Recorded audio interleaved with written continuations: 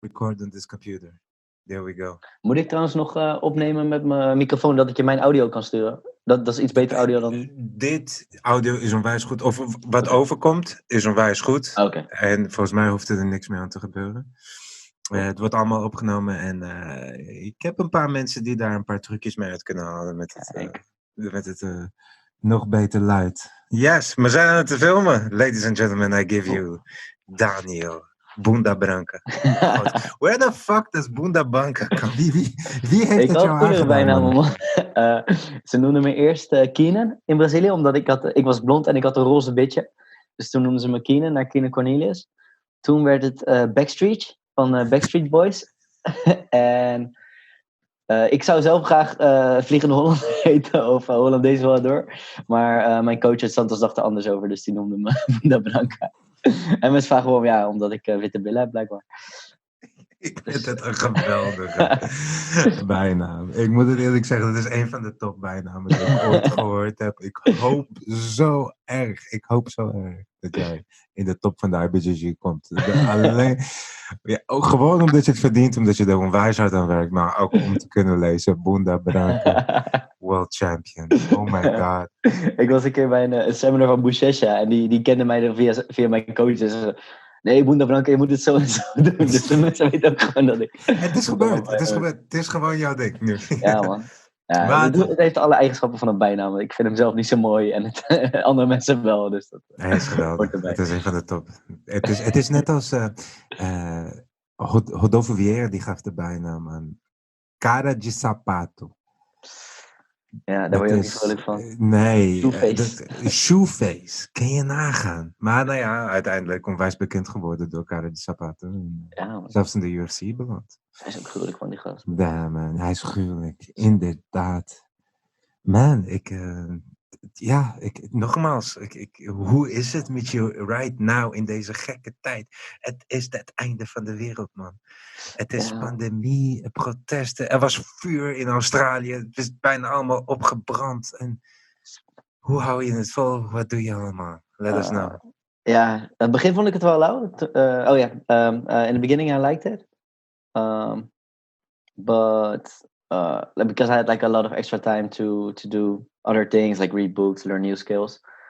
But now, I'm pretty done with it. I just want to go back to training and teaching and competing. But I'm still doing my thing. I'm writing a lot of articles, making videos, training with my kettlebell, doing solo drills. So I stay busy, but I can't wait to get back. Man, I can only imagine. I was almost going to do this whole interview in Dutch. Yeah, man. I know, like shit. It didn't even cross my mind at one moment. But yeah, man, it's a weird time. I'm happy. How are you keeping up? I mean, what's the predominant thing that you're doing right now, just to keep up with everything? Right now, like I'm doing a lot of kettlebell training. I train with my roommate. I do some jiu-jitsu with my roommate. So we have some mats in the living room, and we train some jiu-jitsu. Yeah. And I just started teaching a group of kids in Leiden. Okay, cool. So I'm teaching I think normally they're doing judo, and now I'm teaching some like outside classes, which is cool for me to learn how to teach kids, and I can finally make an extra buck of it. Reading a lot, working on some new skills. I did that Google digital course. How was it? It was okay. Like not too. Like you get some ideas about digital marketing, but I already read a lot about it, so there's not a lot of groundbreaking things. And I learned how to use Adobe Illustrator, but I'm still really shit at it. So, but I'm working on it. We're doing all of things. We start doing crazy shit in this. Yeah, man, exactly. It's like when I'm injured, I always learn new skills when I'm injured. I learned how to play chess. I know to guitar chords.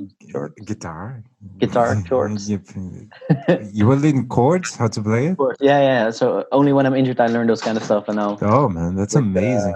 I don't get injured too much. I'm not really good at playing guitar. Thank God. So I'm just trying to stay busy, but I do miss my old routine and miss seeing my students. Dude, we all do. I learned how to bake bread. Oh, nice. Yeah, Recently I too. learned that too. I baked some bread. You did the Yeah, yeah. sourdough I love stuff? cooking. Yeah, yeah. No, sourdough not yet. I baked the normal bread. I'm really into flatbread. So I made my best one so far was a naan. I made a really good naan. What else did I make? Just like I learned how to make flour tortillas as well. Oh man, the Yeah, food. That's my yeah, I love biggest food. problem. It's never gonna be. I'm never gonna die of drugs or anything like that. It's gonna be food something. Same, man. It's gonna overeating. Yeah, I'm really happy.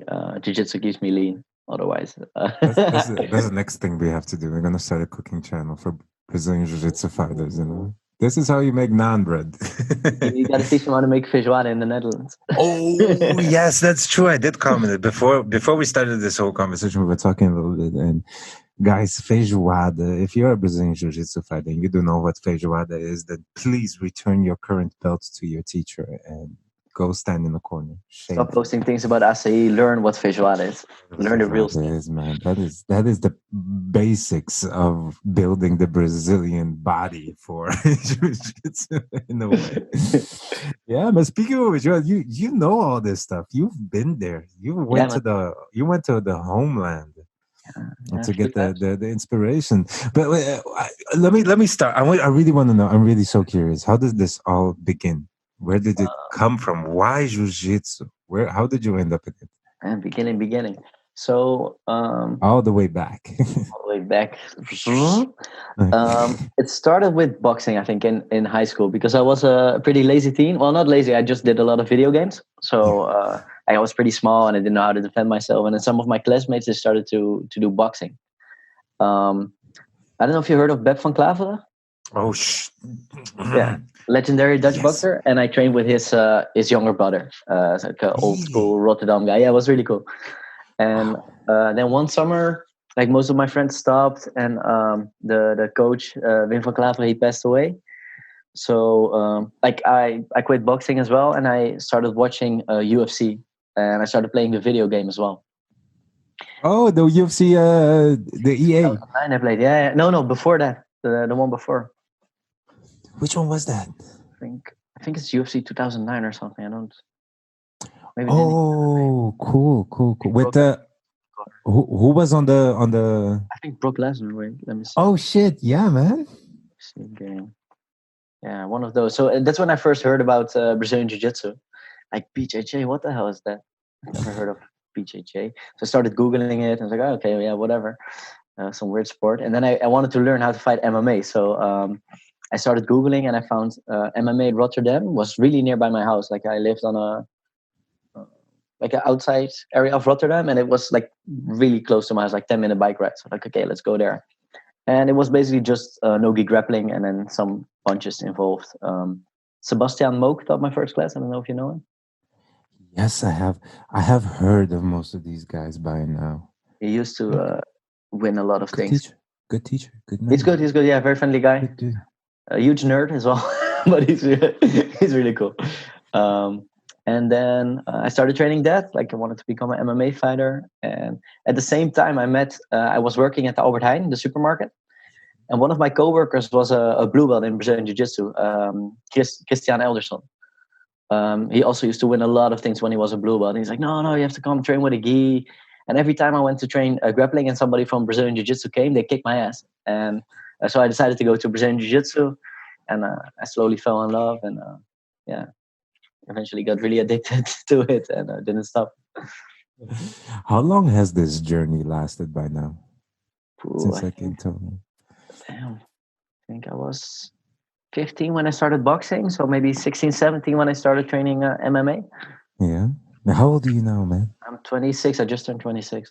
God damn it. 26 years old already. It's so goddamn young. I should have started there. That's what I keep telling myself, man. That's not true, guys. Whenever you start jiu-jitsu is the perfect time for you to start. Exactly. Just like the thing about the tree, right? The best day to plant a tree was 30 years ago. Second best time is today. That is, you know what? That is going to be a clip.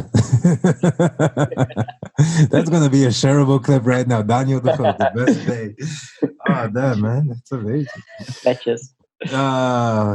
God, dude, but you ended up, man, you did some phenomenal stuff already. I mean, I've been watching your videos and competition and everything like that. It's amazing. It's Thank amazing. I think, and yeah, one of the amazing things I saw is your technique, man. It's really really good.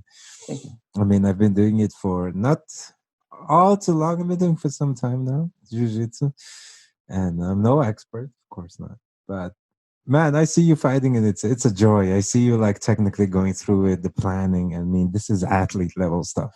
You know, Islam. I mean, that's you can see the difference between a hobby fighter and somebody that just likes to fight, and a real athlete into it, somebody that's really into that, man. And it's good to see. It's good to see. But you, man, what you went to Brazil? You went to the home country. What was that like? That was really cool. How many times did you go?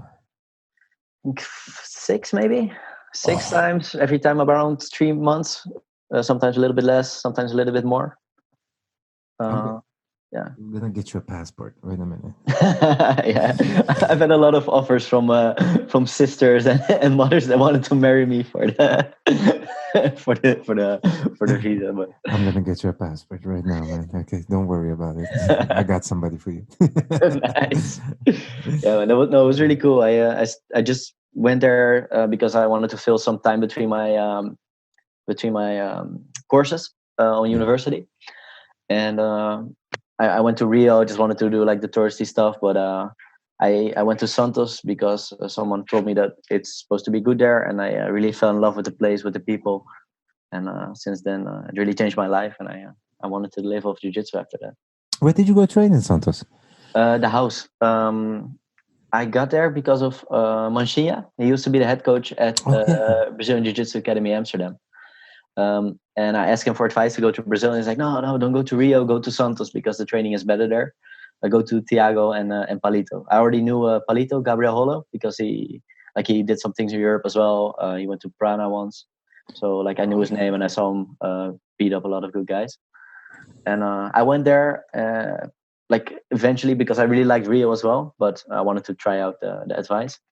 And like I felt at home immediately. The people were so nice. They were really attentive to the training, and yeah, they really took me under their wing. They really appreciated my input because like I'm not the most talented jiu-jitsu fighter, but I am really hardworking. So like I would show up to every class even though I had to bike 30 minutes from and to the gym, and I would just go there whenever, not caring about being tired. So they really put a liking into me, and yeah, that I really appreciated that. So I just kept coming back. It changed my life. Dude, yeah, man. If you put in the work, the people over there, they're gonna like you. You Yeah, know, man, they're gonna definitely. respect that. Definitely, dude. And did you get to do the like you did 6 times you went there? I think 5 or 6. Something like that. 5 or 6. Oh, man, that must have been like once you go there, you want to keep coming back. I mean, and I've seen on you have a YouTube channel, an amazing YouTube channel, by the way, man. That's I watched almost everything, and I forgot to like almost everything. I did subscribe, you know. Yeah, Okay, okay. I'm that kind of asshole. Yeah, I just Creeper. watch it for free. I don't like. No, no, no, no. I'm gonna go back and like everything, man. Dude, those are great advice. I mean, I am from Brazil. I'm technically half blooded, so I've spent most of my life there, and I see things different. And the way you explain the stuff that you put on there, man, it's spot on. I was like, oh yeah, right. I mean, gringos have to think like that, you know. Yeah, You have to like consider that part of the story in as well. And dude, everything was spot on. I mean, you really know that place.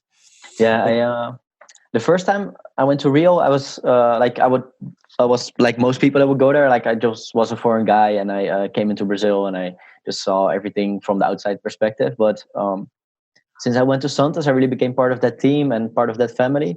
I had really good conversations with my friends, and like I started to really understand the difference in culture and the difference in rules.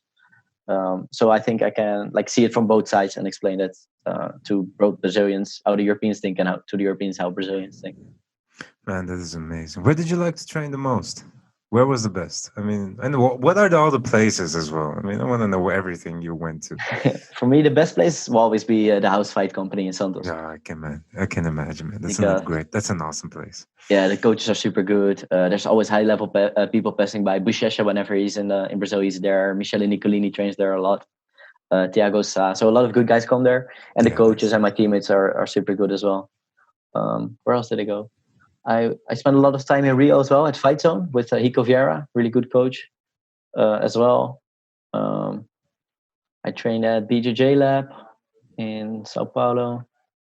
But most of my training is at the house. at the house mostly. Right? Yeah, the first time I wanted to get to know different places. Oh, I trained with Felipe Costa quite a bit as well. Oh, that's a cool guy. By the way. Yeah, man. He seems. I saw him. I saw him at a distance, you know, and he seemed already like a really nice teacher. Very friendly, cool guy, great teacher, speaks good English.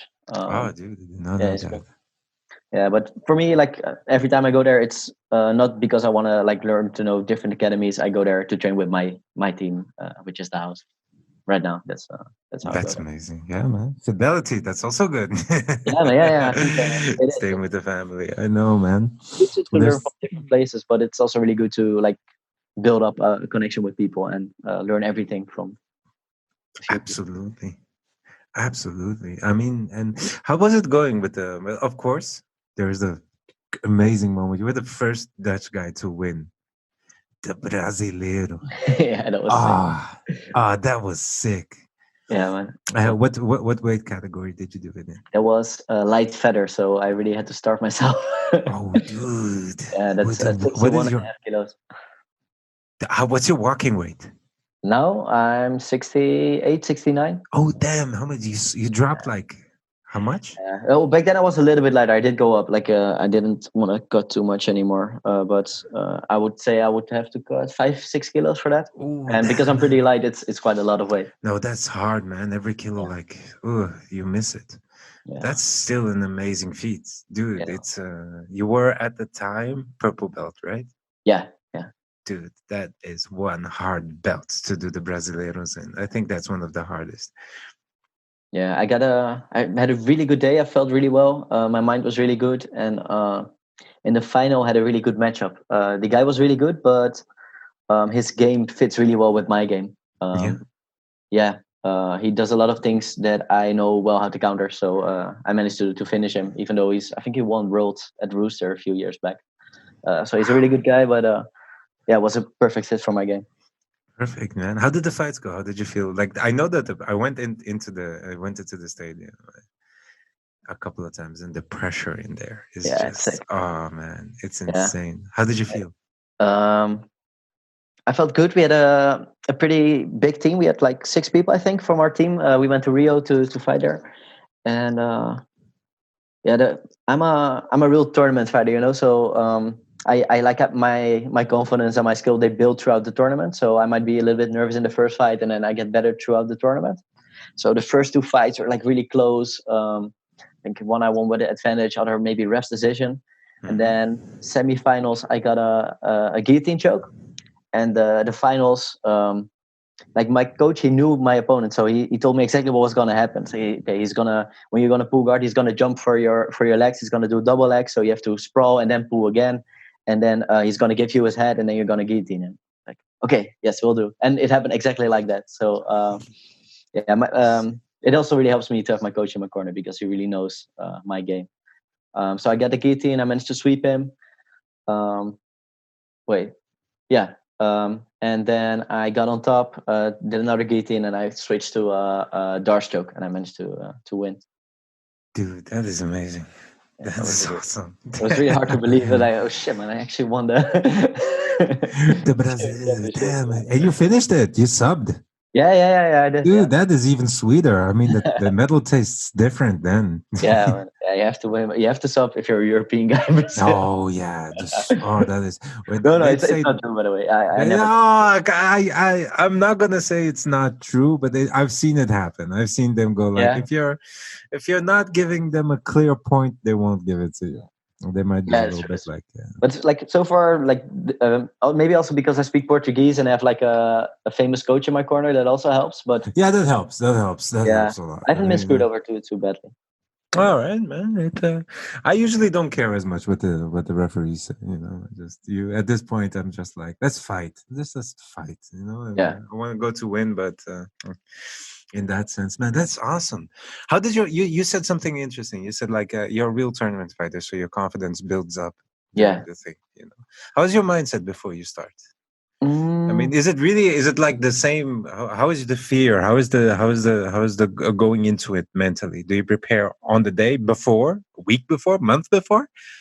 Usually a week before I start visualizing the tournament. So like I close my, maybe before sleep or something.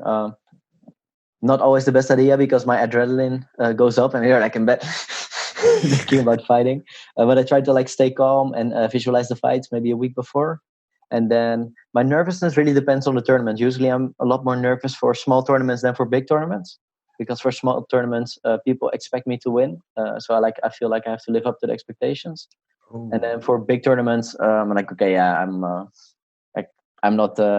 Nobody's gonna suspect me to win, so all I can do is just take out some big names if I'm lucky and do my very best. But there's less pressure, so I'm less scared of big tournaments, I guess.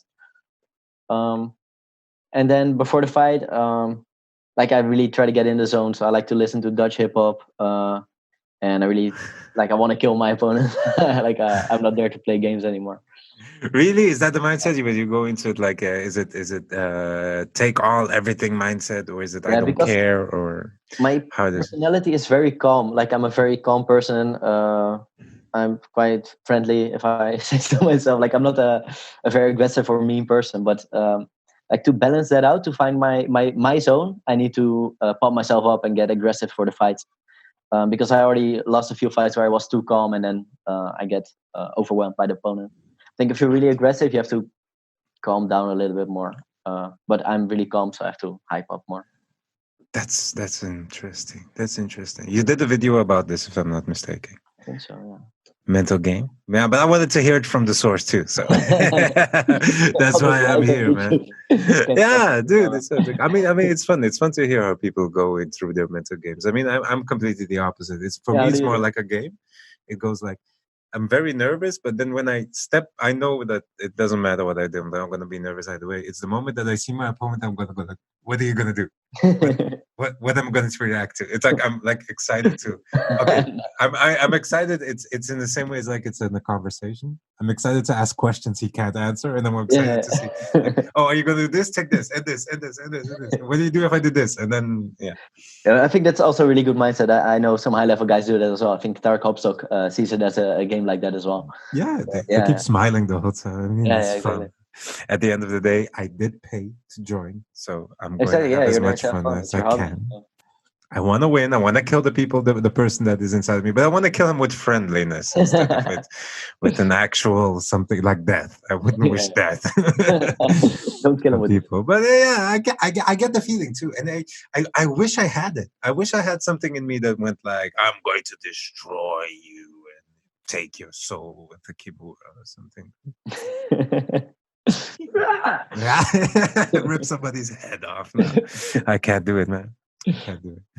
It's good to hear, man. That it's that is your mental game in a way. I mean, has it evolved since then, or have Yeah, you definitely. done a bit of changes? Yeah, What? I've been really calm. I've been really aggressive. I think now I found a nice kind of in between where I'm in my own zone. Like I think that's the main point to for the mental game. It's like to get in the zone and like whatever gets you there, All right. you should do. Do you impose your game when you're doing this whole thing, or do you wanna catch them in like in a question and answer kind of game, or do you really wanna grab and do what you do?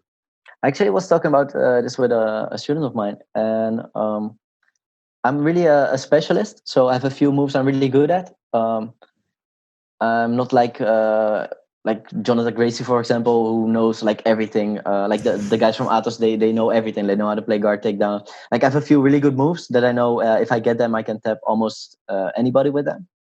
So I always try to force people into that move, and then depending on my opponent, I will see which of my favorite moves I will use on him. All If that right. makes sense. So I Yeah, have that absolutely. I would recommend. Would you recommend that to people that are starting right now with no competition, basically? beginner should be. like learning a lot of different things. Like it's easy Alright. if you're. It can be like a shortcut at a white belt if you get really good at, I don't know, triangle or something. If you just get people with triangles, but that's gonna kick you in the ass when you're getting to blue purple belt because people don't fall for just one move anymore. So it's Yeah, good to that's like true. learn a lot of things. Man, when I didn't learn jujitsu too long ago. And compared to what's going on right now, this evolution is crazy, man. Yeah, I right. mean, it's when I learned and Bolo came up. That's the moment I started learning, and people are now doing so many crazy variations to that stuff. It's ridiculous. It's ridiculous, Crazy. man. I don't even try it. I look at it and my back hurts.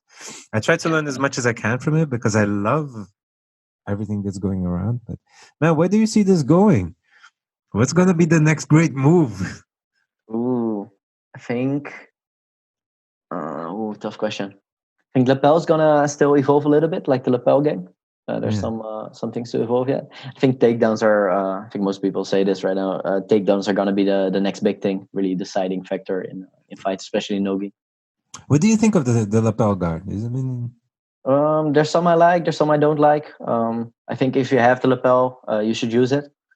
yeah. Like I do win a lot, some more tournaments no gi than in the gi, but my game is very different. So in the gi, I do use the lapel. It's not that I try to force like my no gi game in the gi. So if you have it, might as well use it. Awesome. Can you tell us about your game, or is this giving away Yeah, state secrets?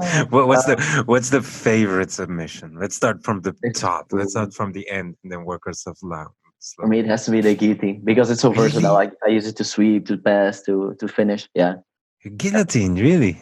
yeah. Josh Hinger style, or Yeah, sometimes, yeah. I took some things from him, a lot of things from my coach, Thiago, a lot of things from just watching matches and trying things out myself.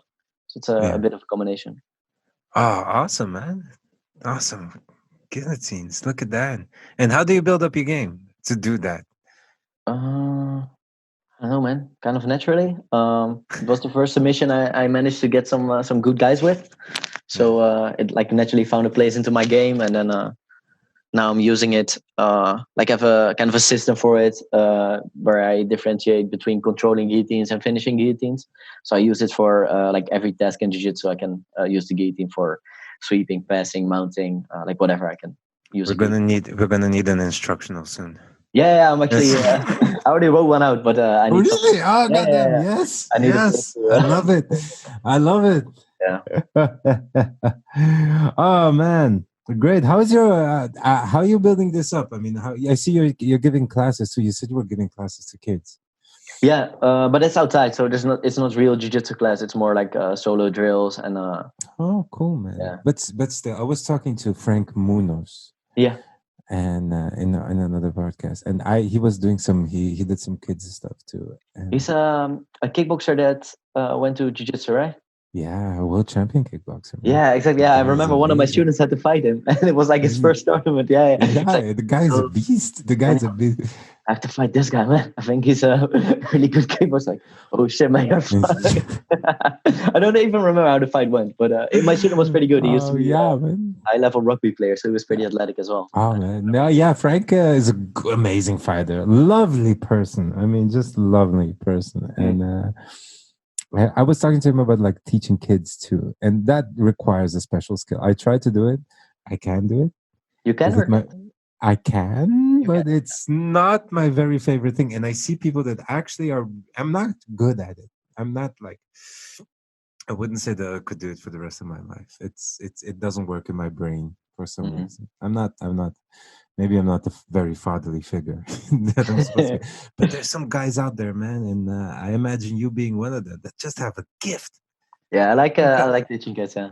You like it? Yeah. Depends on the kids Then as well, like their age and how they're like for me it depends a lot on the country. It probably depends on how they're raised. Like I don't know if it's per country. I know the kids in Brazil, they're really cheeky. Like I don't like teaching them too much, especially the young ones. In America, they're super well behaved. That was a huge shock for me coming from teaching Brazilian kids to teaching American kids. wow, And here in the Netherlands, they're pretty well behaved as well. dude, how did you end up teaching American kids? Yeah, good question. Yeah. Um, I I went to Nogi Road, and Yeah, that's true. yeah, I needed a place to stay. You know Kieran, right? Yes, Kieran. Yeah, Yeah. I train with him now. I'm rolling into the gym. I miss him. Kieran, if you're seeing this, I miss you, man. We miss you, Kieran. We miss you, Kieran. I'm gonna have him on. I didn't even ask him yet, but he's busy with some stuff, and I'm like doing the whole invite list, and I'm inviting every single person I can Nice, see. nice. Yeah, But so he's I told Kieran, it was at in Rome for the Nogi Europeans. I told Kieran, yo, Kieran, I'm going to LA for Nogi Worlds. He's like, oh yeah, I know a guy. Last time I was there, he invited us over to stay. I'll hook you up. I'm like, okay, yeah, sure. Yeah, this guy's a blue belt and he has his own academy. Okay, yeah, what? Okay, oh, okay, sure, yeah. So I sent this guy a message, and he's one of the co-owners of Academy Jiu Jitsu in Downey, California. right. And he's like, yeah, sure, stay with us. We live here and here. You're welcome to stay. We have a spare bedroom. Just help me teach with the classes a little bit. And I love teaching, so there was no problem for me. And I helped with the classes. I helped teach the kids, helped teach the adults, and that's how I ended up there. Dude, that's amazing. That's amazing. So he has his own Brings you place. That's really cool, man. Does this guy open his up? Shout out to him, whoever he is. Yeah, man, Eduardo. Eduardo. If he listens, Eduardo. Hey, man, if you ever see this, Eduardo, thank you so much for being this amazing human, dude. Yeah, super That's cool. Yeah, and he hosts a lot of people. Like, what's the name of that Italian couple, the really skinny guys? Andrea Verdemara and his wife. I think he hosted him and his wife as well. Like he's a roosterweight Italian guy. Oh, I think I know who he is. One Right. of my teachers was a rooster weight too. Being a rooster weight teaching me. Life must be fun. Life can be funny for roosterweight. Man, it's that there's something I have to tell you guys, and whoever is listening to this, go find yourself like a lightweight jiu-jitsu fighter to learn jiu-jitsu. I must say, like, there's some big guys out there that really are good. They really are, but there's never going to be a guy that's going to be like, if you're a lightweight teacher, you're probably better than the big guys. I mean, I don't know how to explain it. I don't know how to explain it. My teacher was Rooster. He kicked my ass. He fucked me up. He fucked me up. He wasn't, man, he was good. And I imagine you guys, like you being like a lightweight teacher, you know the techniques. Yeah, I think one thing my first coaches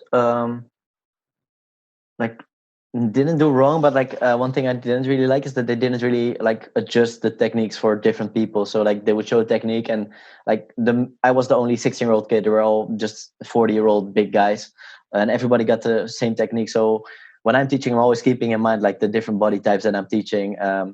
And like I also know like some techniques will work for me because I'm small and flexible, but they won't work for a heavy guy. So I always try to put myself in the other people's shoe. And if you're really heavy, I think you don't need to do that as much because a lot more techniques will work for you. So I think that's why it helps to have a light coach. The advantage I had with a light coach was I learned how to be more flexible. So I'm doing like a lot of too flexible stuff for my weight class. So I had to adapt that too, you know.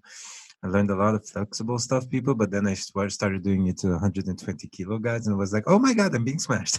Wait a second. What happened? Where am I? It's easy to be flexible if there's not 120 kilos pressing onto you. Yeah, that is. Oh, by the way, I saw you fought somebody at that level. Did you? Man, how scary is that if you're a smaller guy? I Or train don't with you big even guys think all the about times. No, not so much. Like if it hurts, I tap. There's always an easy way out. Yeah, if I die, I die. Dude, that's true. Yeah, you don't have any.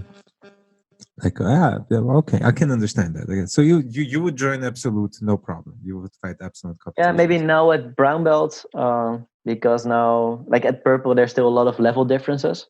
Yeah. Maybe here at local tournaments as well at brown belt, but like at the big tournaments, I shouldn't be in absolutes. Like I'm not going to do European absolutes. There's like those 5 kilos when you're all at the brown belt level, they're a big difference.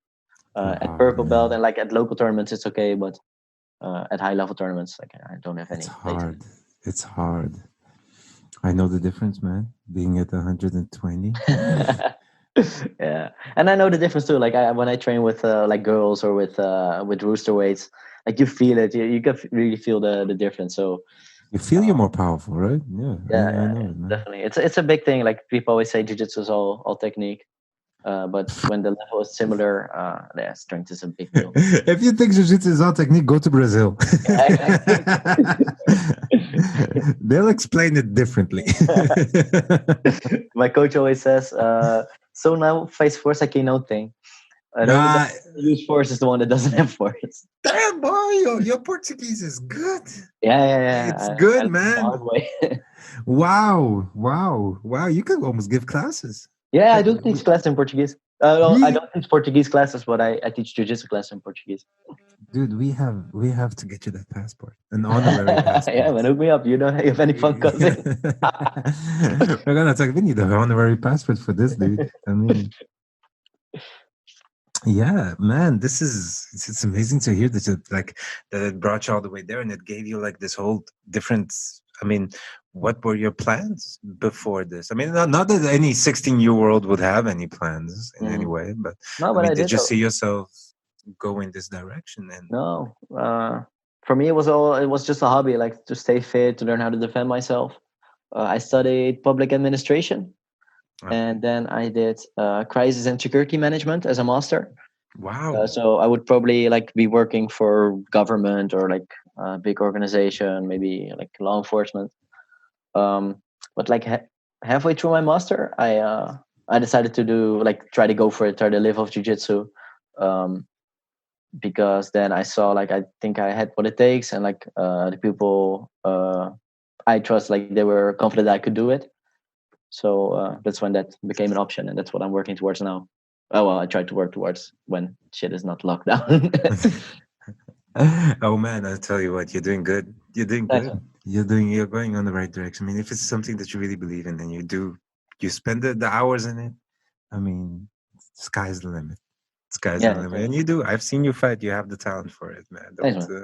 I really believe in it. If you need more encouragement, I mean, I'm good. I can go on. There's a list. There's a list of, you know.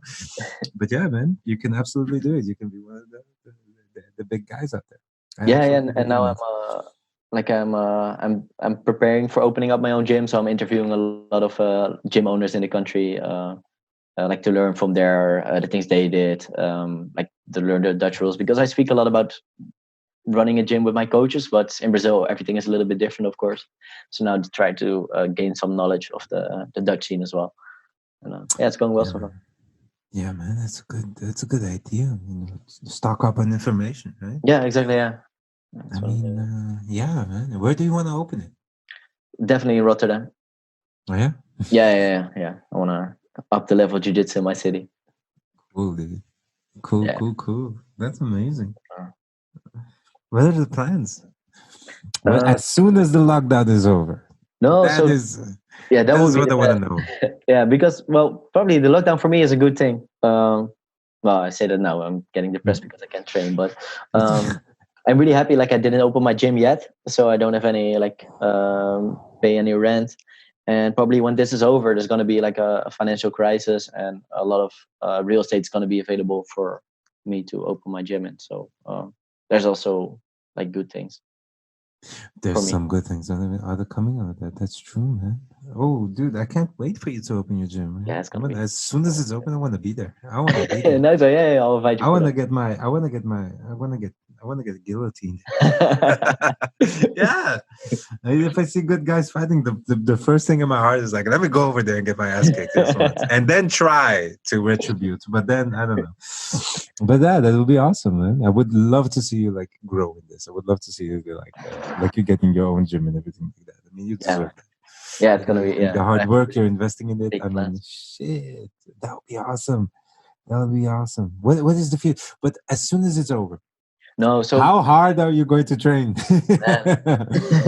What is the? And also another very important thing. What advice do you have to give? What advice would you give to your students and subsequently to every single student that is watching right now? Right now for lockdown or for afterwards? For right afterwards. Right afterwards. Like if you didn't keep up your conditioning throughout the lockdown, definitely go slow in the beginning. Like don't go straight back into your like 5 times a week if you did that schedule. Like to build it up a little bit slower. My main goal was like right now I would be saving up money to open up my gym. So for me, like I stay busy anyway, but I just want to get back to saving up money, teaching a lot of classes, private classes, seminars to save up money, and then after that I want to open up the gym with it, save money. Cool, man. Cool, yeah, you gotta do that. Shit. I mean, and how about the whole thing is also, I mean, you've now gone a little period without the competition. And especially with this lockdown still pressing on and everything like that. How is your mindset when you think about it? Okay, I have to train and go back to it. I mean, do you feel any nervousness, or is it like, I No, can't wait to go back on the mats and start? yeah, mainly that. And I think it's actually also a bit of a good thing that there's no competition, because it forces you to. Well, it doesn't force you. Like you're not forced to always play your A game. Like before, like I'm always working on new techniques, but then maybe 1 or 2 weeks before competition, I'm just gonna go my A game. I wanna win every role. And now, because there's no competition inside, I can really open up my game, learn new things, study new moves. So it does help that there's no competition. It's like there's also a positive side, but I can't wait to test the new techniques I'm working on. You're gonna become a wrestler. No. Take down everybody left and right. The living room gyms are too small to take out. I am training, and you won't believe this. I'm training in a place that is like, well, let's say I'm doing solo drills. Yeah, me too. I'm doing some solo drills with some people out there, and man, we're doing takedowns in this small room. Really? The dude, it's amazing. The dude put like mats on the walls and everything like that. Man, we're just smashing against walls and like almost dying, but it feels so good. Yeah, my solo drill sessions are usually on pretty small mats. There's no there's no way out. I mean, I know what it is, man. But we got to keep that solo up. Yeah, we got to keep solo drilling with your friends. Man, I don't know. Are there anything? What else is coming up on your YouTube? What else is you're going to give us? I mean, I saw the whole travel stuff. It's amazing. I mean, it looks. Yeah, it was bad timing though, because Brazil's now on a big lockdown. I know, but anybody right after this, guys, take a look at it. Even if you can't, if you can't travel right now, which you can't, I would still look at it, because you have a little bit of sense of a vacation in looking at it. Like a digital vacation. Yeah, exactly. Just watch the videos. You don't need to go anywhere. Save money. Save money. Buy the book. Way cheaper than a flight. Yeah, man. What else on the agenda? To be honest, I've been really busy with those kids classes as well. So I didn't have too much time to work on my YouTube. I just released what I think is one of my best videos about beer and bolo defense. So and that was really fun for me to make, like a more in-depth study. So I definitely want to do more of those. When everything is back to normal, I want to go back to White Belt Wednesday, like a series where I fix white belt mistakes, like common mistakes white belts make. That was one of the videos that I saw that I thought one of the best. I honestly have to say, your white belt stuff, I mean, the basic stuff and the beautiful things you were doing, man, that was amazing to watch. Yeah, I think there were a lot of people like that. Yeah. Man, it's great. I think a lot of people look it up too. I think it was one of your most watched videos, right? And my most watched is how to beat bigger opponents. I think. But that was sensational. Come on. My most watched is definitely the fight against that big black belt. And then the second one is how to beat bigger opponents, like my strategy. Dude, that was amazing. That's a real life David and Goliath right there. Yeah. Who doesn't want that? That's a hero's journey. It gets reposted every few weeks or every few months. I always get tagged, and it feels like, who's this guy? What's he doing? Poor guy. Yeah. Is he Dutch? He's Belgian, I think. Oh, poor guy. Yeah, poor guy. Luckily, he's Belgian. Yeah. He's actually a hip hop artist. He's a rapper. Oh, cool. I think Fab Fire is his hip hop name. Let me Google it. All right. We're going to find you. Oh, yeah. Whoever you are. Big dude. Yeah. Fab Fire. Get ready to become famous. Yeah. All right. You know what? I'm going to very friendly guy, by the way. I'm giving it a section here. Did you see this space right here? If I get the editing people to do some magic and place the video over here somewhere, just for a couple of seconds so we can find it. Not the whole thing. Not the whole thing. That's mean. That's poor guy in highlight reels. And that's one of the things I'm so happy about. I am in nobody's highlight reel. That's one thing. You know Clifford? Probably don't know him. Clifford Edwards. Yes. No. I'm sorry. I'm thinking about somebody else. He's a Aruma black belt. He lives in Abu Dhabi now, or Dubai, or somewhere in the desert. And he told me that once, like, you want to put the guy in your highlights. You don't want to be in the guy's highlights. Like, yeah, man. I almost thought I was going to end in a highlight because I got straight footlocked in 30 seconds by Yakuza. Oh, shit. When I was purple belt about 5 years ago now? I have no idea. 5, 6 years ago now or something like that. 6 years ago. No. Oh my God, I'm old. God damn. I'm old when I got 6 years ago. I got like straight footlocked in 30 seconds. He just dove on my foot, and I was like, "Oh, I'll get this up." Well, I didn't expect. You that. didn't know him back then. I have no idea who he was. That's why I thought you could take it out. I know. The moment you put it in, I was like, "Oh, well, I do what I always do," and then just start. The moment I touched his leg to peel it off, I went like, "I'm." Yeah, nobody taps two footlocks until they tap two footlock to a real good one. I know, and the first thing I did after that was strengthen my feet. Everybody that got me in a footlock, I said, just take it. I don't care anymore. I want Pajpan. I want a Pajpan. You need to train your foot as well to it's a bit of like actual physical defense, like technique defense, but a lot of it's also practice and like toughening it out. I don't want to get to the level Miao is at. That's ridiculous. Man, I saw their feet. I was warming up next to them at Grand Slam in London last year. Their feet are all weird, man. It's like a huge ankle. It's crazy. I know, man. They're not normal. They're another level.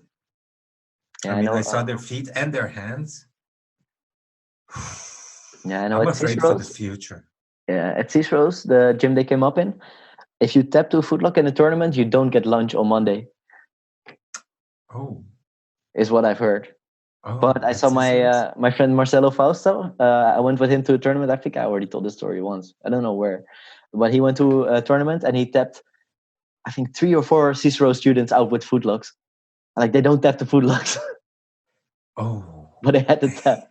Yeah. Damn. Footlocks are a bitch.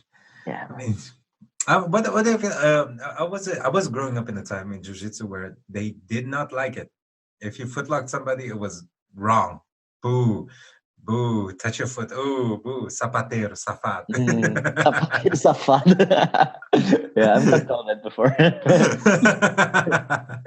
I don't know why. I'm happy that it changed, though. I'm happy that it changed because it's a great big part with beautiful things in it. Yeah, my coach comes from from Santos, and their footlocks have been a big thing. I don't know if you know Cavaca, Rodrigo Cavaca. Cavaca. Yeah, of course. So he used to be my coach's coach. He was really big into the footlocks. My coach also, I think he learned it from the same guy Cavaca learned it from, the American guy. Rory, I don't remember his name. But they were pretty early with the footlock, so they've been doing it for quite a while. Like, even when it was still seen as something bad. Yeah, man. Cavaca had an amazing guard game. And it still has. Yeah, especially for a heavyweight like you, it's good to watch. Yeah, man, that was a really, really good guy. Really good. Evangelista too, with those straight footlocks. Oh, just looking at it goes like, oh my God, I have to start learning that stuff eventually. Have you followed what happened with Cavaca recently? Huh? Have you followed what happened with Cavaca recently? I have no idea what happened. Oh shit, man! He got I think he posted a few Instagram videos about it. He got scammed by you know when you're on Instagram and you get like a message from a hot girl, but you're not sure it's a real account. Oh yeah, I heard that. Catfishing. So he got catfished? Yeah, catfish, man, but really bad. Like the gym almost closed, and and he just brought out a few Instagram TV videos about it. Oh damn! Yeah, he got blackmailed, everything, man. Oh damn, man! You gotta be careful nowadays. Yeah, man. For everybody's listening, watch out, man. Guys, watch out. Too beautiful for you. If she looks too beautiful, she probably is. If you're ugly and a hot girl sends you a message, you know. And you're not rich. Exactly. And if you are rich, if you're not a black belt, even if you're a black belt. Don't trust them. Don't trust those messages. It's not true. It never happens. It never happened, and it's never gonna happen unless you're really rich. Exactly. It's not gonna happen, dudes. I mean, forget about it. Oh man, that's a horrible story, Yeah. dude. But yeah, I can. Poor guy. Poor Yeah, guy. it was He's also a really nice guy, by the way. I mean, a really, really nice guy. I saw him like at the Europeans once. Mm. Dude's amazing. Most of the people in Jiu-Jitsu there are like really, really nice guys. But well, man, you have to take care. There's this. I feel bad for him now. I'm gonna look that up. I'm gonna look him up. I'm gonna watch. I'm gonna watch that stuff right now, man. I'm gonna watch it in a minute, dude. How can you? Yeah, don't be fucking around with girls. Speaking of which, like the horrible news I heard from what's her name? Redhead, Jiu-Jitsu, super famous. I love her. Oh my God, she's Dutch? so good. No, Brazilian from De La Riva. Claudia Duval. Claudia Duval, man. I love that woman. She has like the perfect omoplata and everything. You heard that story that came out about her? Which one? The one that De La Riva. Oh yeah, man. Man, did that get any resolution? Because I didn't hear anything again. I don't know, man. I saw. I think. What's the name? De La Riva. He posted that it's not true or something. That it's really all about family. I didn't see how it ended. I just saw the interview and a post by De La Riva. Man, poor girl. Yeah. Poor girl, man. I mean, that's a bitch situation to be in. Either way. I hope they get out of it. I mean, but the other part is Jiu-Jitsu is getting to the point of being famous that we are getting to know about all the drama. Happening around. I mean, the drama is coming up, and when you start also experiencing drama, that's when stuff is starting. Yeah, I'm lucky. Like my coaches are really deep into the jiu-jitsu scene, so I already I've been getting drama for a few years already. Like I don't need. You started hearing the stuff that's happening behind the scenes stuff. Yeah. Yeah. There's a lot. There's a lot. Yeah. Oh man, that's cool, yeah. Dude. What we've been at it for a while, and I'm loving it. And I'm gonna have to say honestly that we are going to have to do another one. What do you think about it, man? I was thinking maybe we could watch a couple of fights together. Ooh, I mean, there's a couple of fights coming up in Jiu-Jitsu and Nogi. I mean, which I also wanted to ask. Well, how is the Nogi? What do you prefer, gi or Nogi? I like both. Whenever I'm training a lot of Nogi, I miss my gi. Whenever I'm training a lot of gi, I miss Nogi. I usually do a little bit better at Nogi competitions. I think most of my big wins are Nogi, like European Championships, Brazilian Championships. But yeah, gi is also really fun. I did win some good things in the gi as well. But yeah, I like both. No. Really. Oh man, I think we should. I shouldn't get that separation anymore because now there's the thing I realized when I came here to the Netherlands was everybody was doing no-gi. It was really hard to find a gi school, which I found with Kieran. Yeah. At the time, and I was like, okay, because gi in Brazil or no-gi in Brazil is kind of a weekend thing, of every what is it? Every Friday we do no-gi. Yeah, exactly. We do that exactly. Right? Oh no, like I forgot and you know why that is? Why? Because people have two gis. So they use the gi on Monday, they use the gi on Tuesday, then they use the clean gi on Wednesday and on Thursday. So on the cleaning days, there's no gi for Friday. I forgot my gi and stuff like that. Oh, we have the same. No, but like my coach, they're really good no-gi. Thiago, he already won the world at black belt, no-gi world.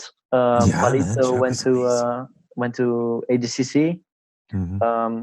So my gym does also have like a lot of people that prefer nogi. Like people switch teams to train nogi at the house. Like we had a lot of people coming from Zenit to train more nogi. So, dude, I have to eventually go there too. Yeah, Joris called me to go. Joris went, right? Yeah, he went to that gym. Yeah, exactly. That's the gym I'm talking about. No, but I have to go there too, man. It was like it looks like an amazing place to like spend some time to sharpen the game up. Well, are you going back or not? Hopefully, if they ever open up again, the country.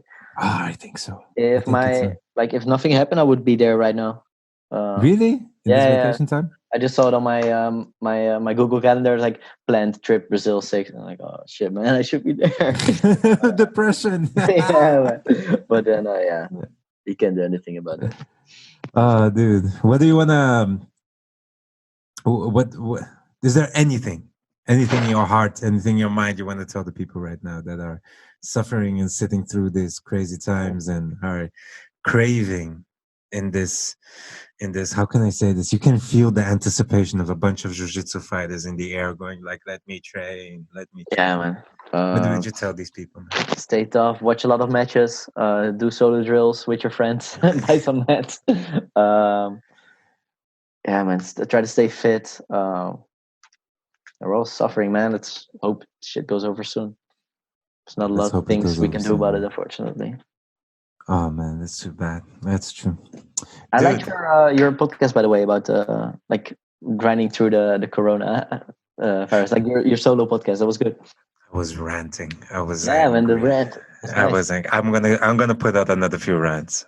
Nice. There's going to be one about Mark Rutte, which I'm going to address to him personally. Fuck him up. I did. So one for John Danaher. Every single podcast I do, I at least talk once about John Danaher. It's good and bad publicity for him. I hate you, John. Talk normally. It's not senkaku. It's not that. Stop it. You're not Japanese. Stop it. You're an Australian. Talk with an accent. Should be like a returning segment, like John Denner hate, and then put like I hate you, John. I hate you. Talk normally. You're an incredible techer. You're doing incredible stuff.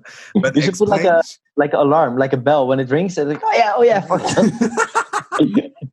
I almost forgot. Well, come on. You've trained in Brazil around. Has anybody ever explained something that much to you? Or was it do this? yeah, that was it. Oh no, and then usually don't do that. Bochecha. Bunda branca, what are you doing? Do this. Okay, good. And then walk away. And that's what they taught me. That's what they taught me. That's how I learned jiu-jitsu. Man, that's how I learned it. I used to ask my teacher, I can't get him off me. And then they look, try harder. It's easy, man. Jiu-jitsu is simple. It's just simple. Oh my God. When the equilibrium of the person is overlapped on his left collarbone and you press down on his pinky toe, he will die. That shit. No, stop it. Stop it, John. I hate you. He does have some good insights, but it can take a pretty long time for him to pass it over. I refuse to buy his. Well, okay, that's not true. I have his DVD. I bought. But you didn't buy it. I did. Copyright. I did. Copyright. I did buy it. I have the recept, John. Stop it. Yeah, I'll buy it now. And I did. I watched the whole thing, and then it was so insightful yet so boring. I had to fight through it. I had to stop that DVD 17 times in a row. Yeah, do you already know the trick to listen to John Denner? The hack? Play it at 1.7 times speed. Then it's shit. Then it's a normal DVD. Yeah, man. And it's followable. Play it on mute. But I can't even put it on closed captioning to read because that's too complicated reading for me. Yeah. That's fifth level English. I can't read that shit. I'd rather read law books and stuff like that. No. Way simpler. Dude, I had an amazing time. Man, it was fun. Let's do this again. Let's watch some fights together. Maybe we can comment on them. Nice. I mean, I hope to see more of you on the YouTube channel, man. Man, I'll try to get some more videos going. And and I think that is for this time. I think we have a lot more to talk about soon, man. Definitely, in the future, when everything is done, and I'm gonna visit as soon as we can. Nice, always welcome. Let's hook up, man. And, very good idea. Next time I go to Joris in Amsterdam, I'll try to put it. Oh, that would be so good, dude. Let me know. Yeah, I'd love to be doing some training with you, man. Nice. That would be awesome. Very nice. So, guys, I have given you Daniel de Groot a little bit of a story, a little bit of what's up. I hope you guys enjoyed it, and this is going to be a part 2 for sure. Oos. All right, let me stop this recording.